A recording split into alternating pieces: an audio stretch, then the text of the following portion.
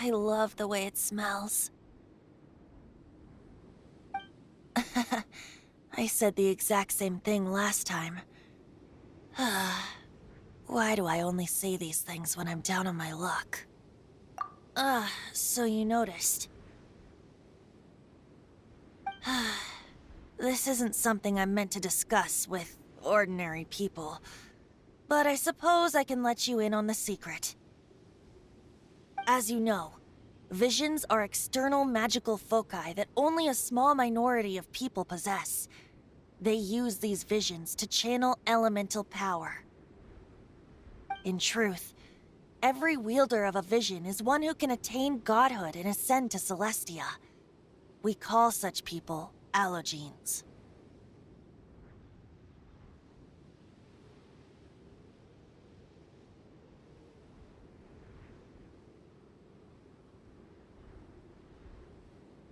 Allogenes?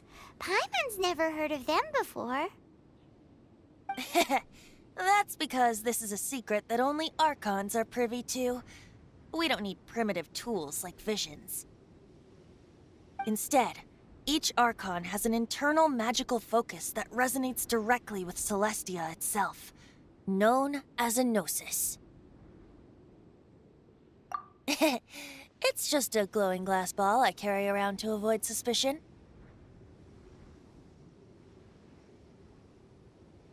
So who was that nasty woman who sent Paimon flying and stole your gnosis?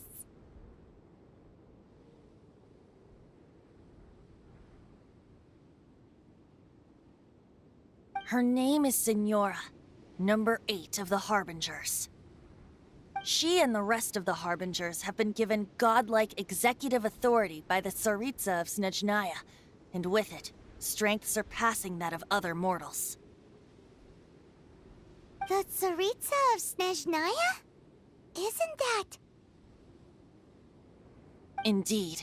She is one of the 7, the Tsaritsa who reigns from her winter palace, and the one person that the Fatui Harbingers all answer to. The 7 don't always get along well, but still. I never thought that she would plot to steal another Archon's gnosis. How should I put this? 500 years ago, I knew her well, but I can't say the same is true now.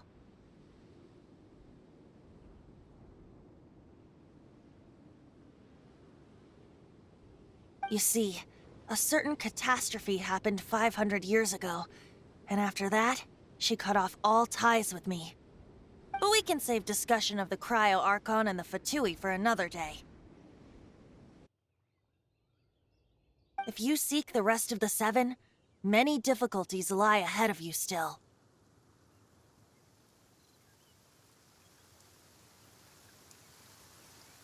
You should head for Mondstadt's neighboring nation of Liyue. The Geo-Archon who reigns there, unlike me, administrates his entire region personally. He only descends once every year to give his divine predictions, which set the direction for Liyue for the rest of that year. Even so, it sounds like he works much harder than a certain someone, In any case, this year's Rite of Descension is soon to begin. If you miss it, you'll just have to wait another year. What? Oh, why didn't you tell us before? Well, then bye! We're going! One moment, Windborn Outlander. Yep. Traveler, as you set off on your journey once again, you must remember that the journey itself has meaning.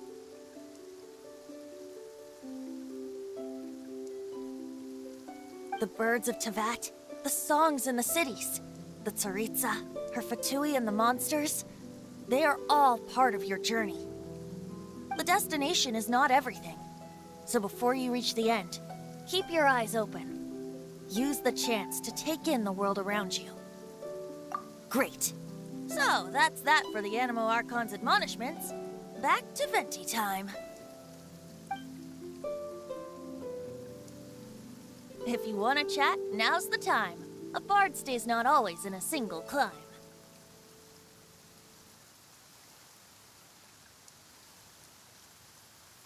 Up till the end, Dvalin remembered his duty as one of the Four Winds. As such, I don't intend to forcibly strip him of that duty and force my ideals of freedom onto him.